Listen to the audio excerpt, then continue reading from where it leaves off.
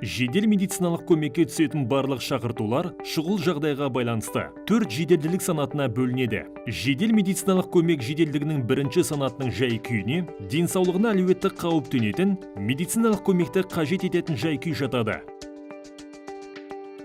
Жеделдіктің үшінші категориясын шақырудың себебі денсаулығыңызға әлеуетті қауіп төнетін медициналық көмекті қажет ететін жай-күйлер болып табылады. Бұл қан кетусіз оқшауланған жарақат, іштің жіті ауруы немесе өз бетінше түспейтін жоғары температура болуы мүмкін. Үшінші санатқа босану, жүктіліктің үзілуі және күйікпен зақымдану немесе балалардың үсуі жатады.